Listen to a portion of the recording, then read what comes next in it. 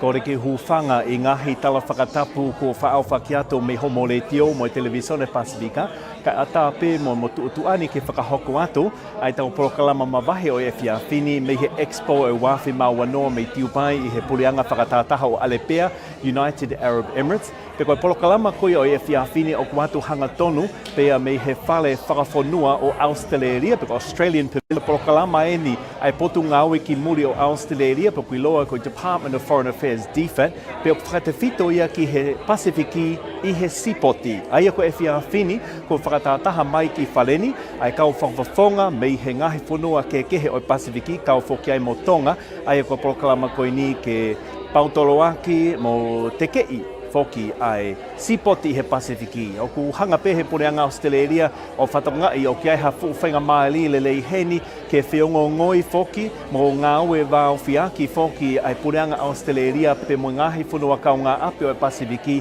I he malae koe o sipoti. He lawe I pe ko sipoti, koe taha foki a malae o kune hanga o whakatataha I ki tau tolo kotoa I he malae koe sipoti, pe koe Pasifiki foki o kui loa e malae ke keho sipoti. Pe ko tau I heni ai whiawhini mo e kakai kau whawhawhonga koea o pureanga Australia, kau whawhawhonga koea me Haamoa, Fiji, Vanuatu, Oto Solomone, Papua New Guinea, Tonga, pe mo ngai whanua ke Pasifiki, mau I heni whakataha pe, e whiawhini koe uhi koe tawha koe ni oi sports diplomacy, pe koe whingawe aki mo Pasifiki, I he tawha ke whakadiplomatika oi sipoti.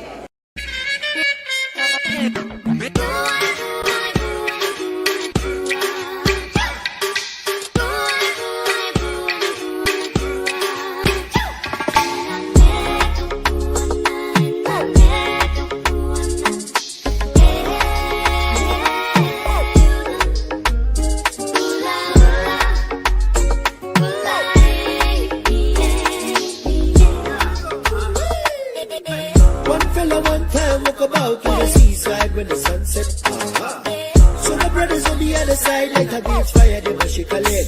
They call him boy run over here, young fella. Too young, too much worry, young fella. Turn in the shake and bring another brother leg. Mama, don't you take your problem?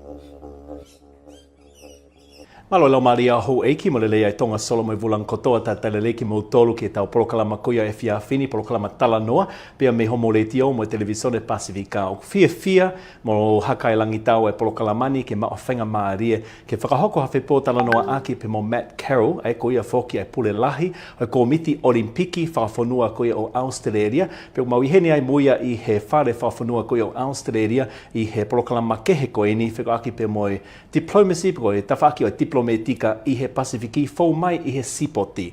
Pacifica TV Radio are so honoured here this evening to be joined here on our program TALANOA here on Pacifica TV and Radio together with Matt Carroll, who is the Chief Executive of the Australian Olympic Committee. Matt, thank you so much. Malo lele and welcome to our Tongan program here on Pacifica TV and Radio. Absolute pleasure. It's an honour for you to give up your time to have a chat with us this evening. Tell us a little bit about the program tonight in terms of the importance of diplomacy with the Pacific, particularly through sports and how it plays out on the world stage. Well, diplomacy in sport plays out right across the globe because I mean sport's one of the things that brings people together.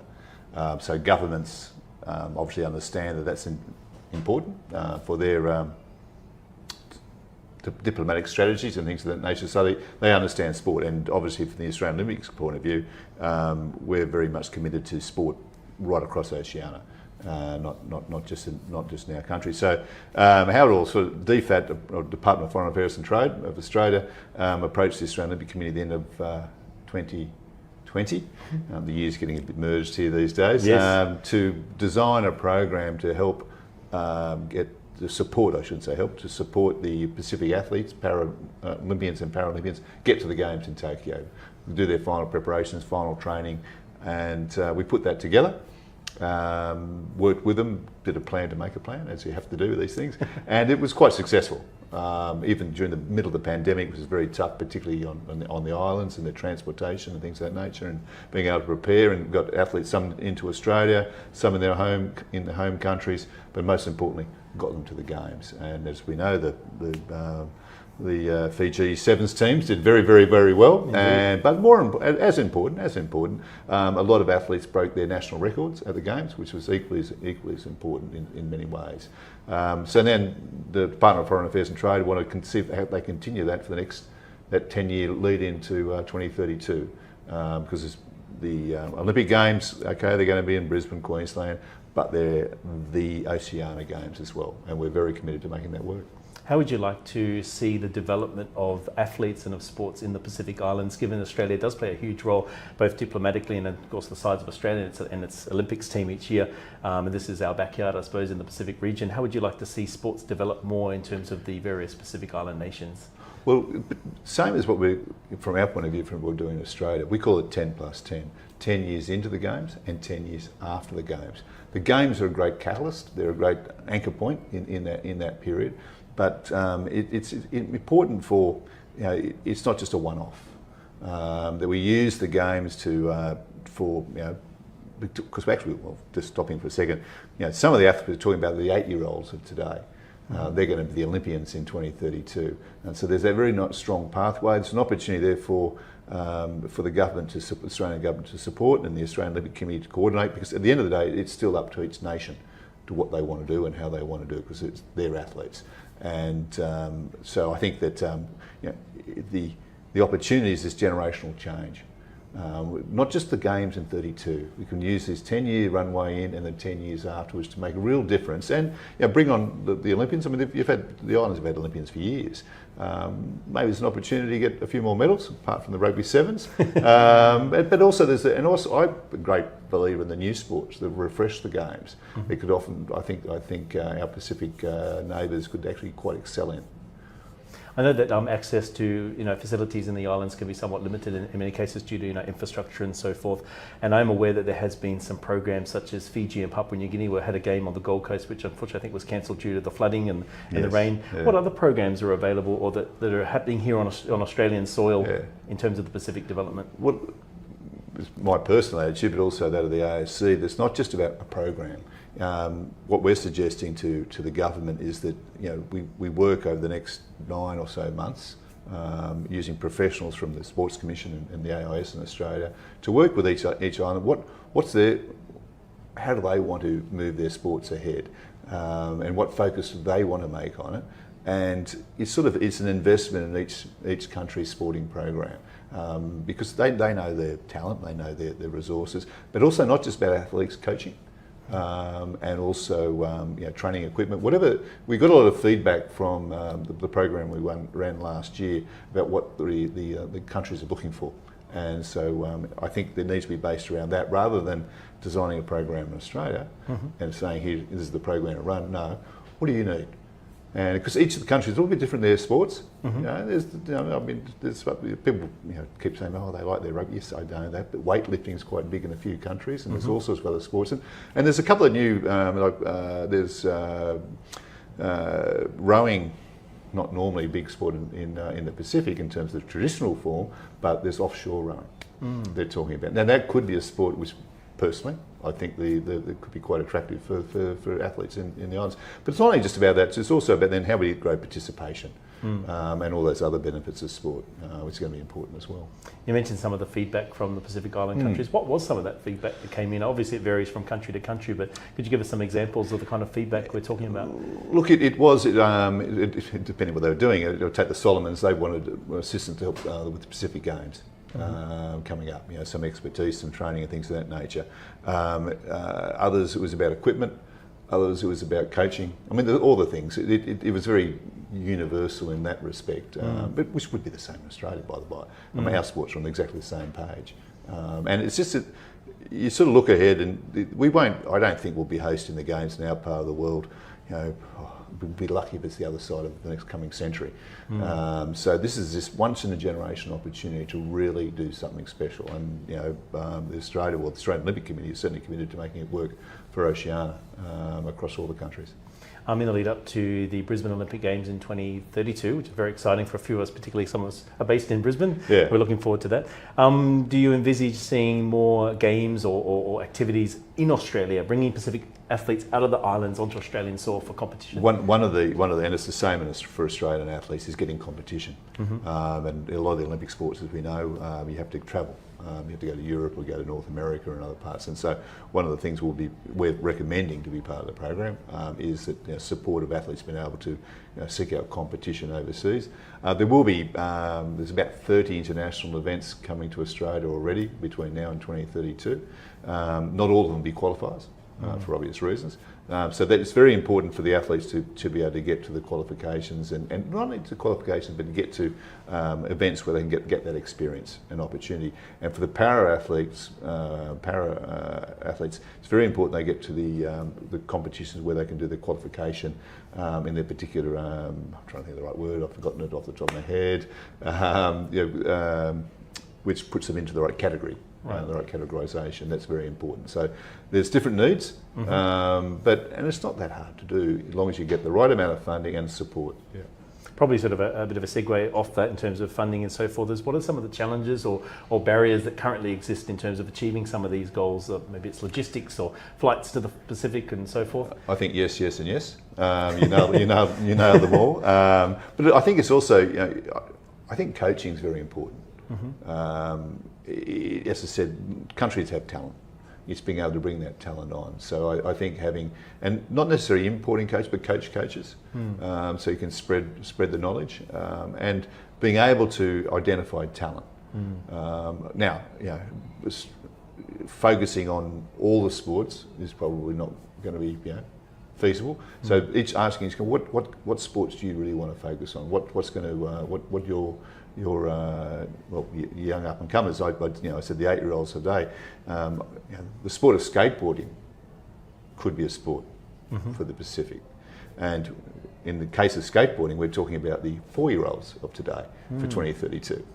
So there's time. There's time, but the time starts now. It's a bit like starting a race. The time starts now. Yeah. That's it. I was actually going to ask you the question about in terms of, aside from what the Pacific Islands have requested, but what sports do you observe in your experience that would be good for the Pacific, or areas that they could consider as potential sports based on the physique or you mentioned the rowing a little bit earlier. Yeah. Obviously, Pacific has a history of canoeing and so exactly. forth. Yeah. Look, it's up to each country to decide. It's not up to me to suggest what they should do. But they're already strong in a number of sports, and as I said, women's weightlifting in particular, in a number of the countries, is quite strong. And so again, with access to good training, good facilities, and also overseas competition, I think those sort of sports can come in. And it is for men and women. It's got to be that good gender balance is what the IOC are about now. But some of the new sports, sports climbing, I think the good thing about some of the new sports is they're cost effective. You're not building big indoor basketball courts or indoor courts. So you're cost effective, and I think that knowing the physicality and the strength and of the island athletes, Pacific Island athletes, I think there's a lot of opportunity those sort of ones. But for kids, if it's skateboarding, why not? Absolutely. It would be perfect. Freestyle BMX, that natural athleticism that you come from the Pacific athletes. They've been fantastic on the rugby field over the decades, but I think they could equally do as well in other sports as well. That's fabulous.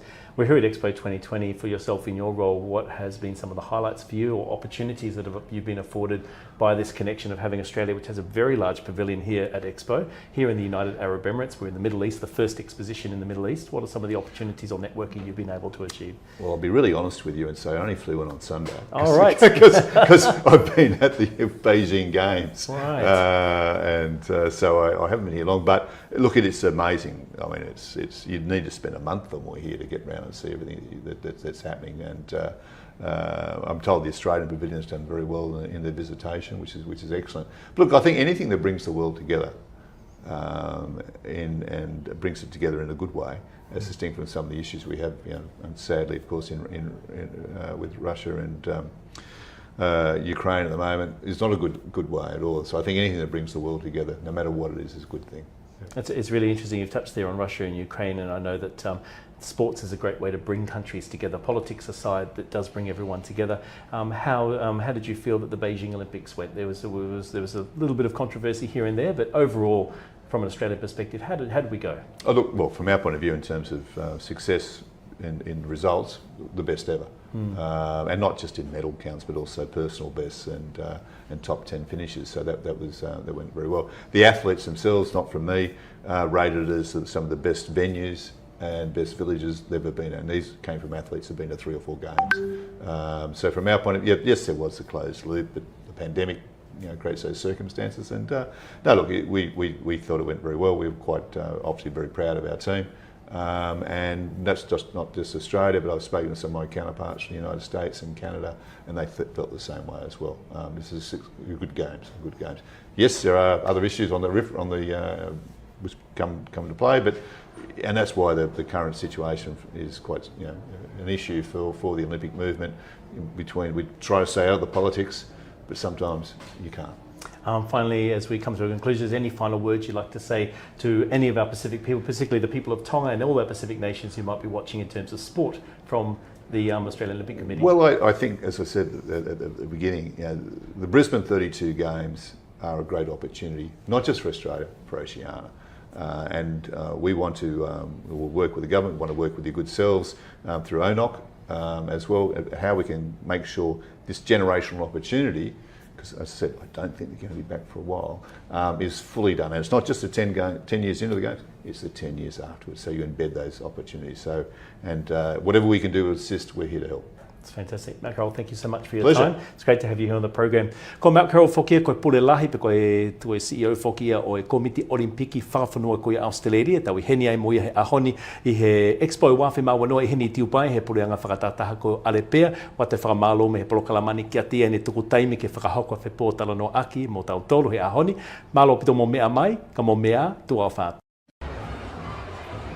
Koe hānai hato I tawha aki kehe e malawa ke fusi ho tau kakai ke tau loto taha wha I taha mo whengawe aki whakataha I he wheitu pe e taha ka koe taimi o ko tau ai tau timi koe I ka retahi pe koe mate mātonga. Pe koe pehe pe ai sports diplomacy pe koe ngāwe whakadiplomatika I tawha koe o sipoti. Koe polokalama koe na mo me mai kia he e whiawhini koe Oz Pacific Sports pe koe tawha ki koe o e whengawe ake e pureanga Australia pe mo tukoi whanua kau ngā api o e Pasifiki I malai o sipoti.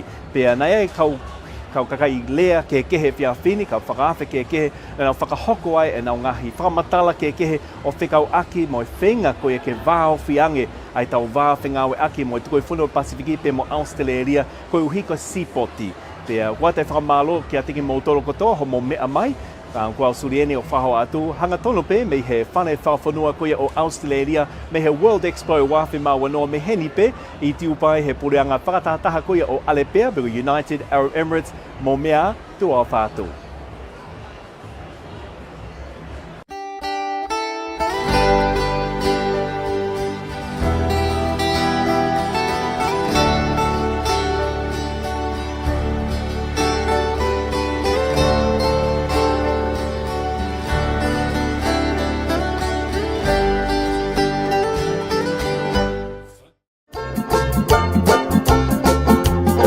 James Martin and Peter Russo are your local members working for the Southside. With a strong affinity with Queensland's multicultural and Pacifica communities, they have years of experience serving your local community. Contact James or Peter today. James Martin, State Member for Stretton, and Peter Russo, State Member for Tui. Proud supporters of Pacifica TV and Radio.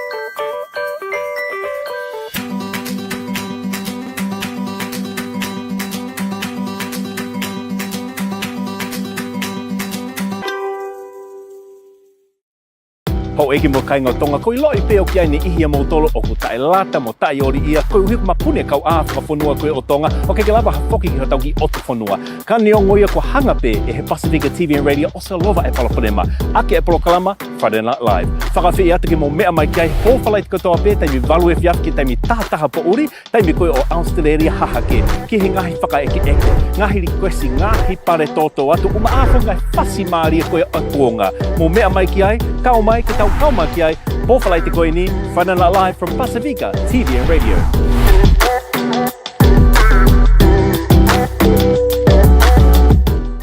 Malo Lele, my name's John Paul Faliaki and I'm a New Zealand-born Tongan. My grandma currently lives with us, and because she's an older person, this makes her more vulnerable to COVID-19. My grandma's one of my best friends. She's kind, she's selfless, she's hilarious, and she's resilient.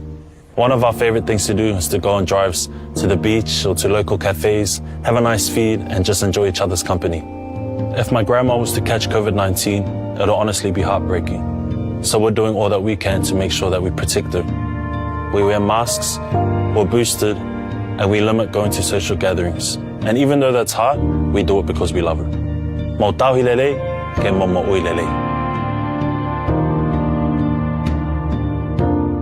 Coming up this week on your Pacifica TV and Radio. Start your magical Monday with Oho Whanonga Whakaaho as Reverend Jason Kioa provides a word of encouragement in Tongan to kickstart your week from 7 a.m. Eastern Time. At 9 a.m. it's time for Sweet Memories from Tonga of Yesteryear as Mele and the team bring you Manato Melie. 6 p.m. we cross to the Pacifica newsroom for the latest Tongan news from the Kingdom of Tonga, Australia and around the world with Pacifica News. And at 7 p.m. it's our current affairs and magazine program, TALANOA. Tropical Tuesdays are lit as Reverend Jason Kioa leads us in prayer and worship from 7 a.m. with Oho Whanonga Whakaaho in Tongan. At 10 a.m, Pasemata Taunisila V and Fotolina Kioa showcase Tongan culture and compositions, giving historical insights and learnings with Whangonatala I he ngalu ea. At 4 p.m, you can catch the world's first Tokelauan TV show as Hakohatonga o Tokelau hits the screen with Sieni, Tito and the team. And at 7 p.m, our partner Broadcom Broadcasting 87.5 FM in Nuku'alofa give us live coverage of events in the Kingdom of Tonga. Wonderful Wednesdays are a joy as Oho Whanonga Whakaaho sets our spiritual compass with Reverend Jason Kioa in Tongan from 7 a.m. Eastern. And at 6 p.m. we head to the Rock of Polynesia with Leo Taongo Niue Onovalu Tolu as Boy Sietu and the team bring us music, news, interviews and information in Whangahau Niue. Throwaway Thursdays have you covered as Reverend Jason Kioa shares spiritual devotion in Tongan with Oho Whanonga Whakaaho from 7 a.m. Then at 6:30 p.m, your weekly dose of spiritual nourishment in Samoan as Aingai brings us Awewhe Ao Ole Talalele. Kitted out by 8 p.m, i Langangana Samoa as Fafongai Levai Motu Onoi checks out the latest music from Samoa with Fika Maile Pese. Fantastic Fridays close off the working week with Oho Whanonga Whakaaho in Tongan with Reverend Jason Kioa. 4 p.m. at your Pacific Drive, Malue Fiafi with Stuli in Tongan. Then at 8 p.m. our Tongan and Pacific youth are in the whale as DJ Sātui, DJ One Time and DJ Misfit go hard with music, prizes, interviews and dedications till late. Super Saturdays start from Melbourne as veteran journalist Makalesi Kavapalufachi serves breakfast with Leti o Tonga o Melapuane in Tongan. During the day we have live streamed events from our Pacifica community. Then after 3 p.m. the Kumete Kakala serenade your devices. Lisia Teloloma brings us the vocal songs of our Tongan Kava clubs. By 8 p.m. it's the love hours for families, friends, loved ones and lovers of Tongan music as Ivy runs your Saturday night request hours on Muka Oi Ofa. Spiritual Sundays we head to church with live stream Tongan services including Park Church Tongan Congregation, Auburn Uniting Church, Mascot Uniting Church and UCA Tonga Parish. Pacifica TV and Radio, connecting generations of Pacific diaspora through stories, language, culture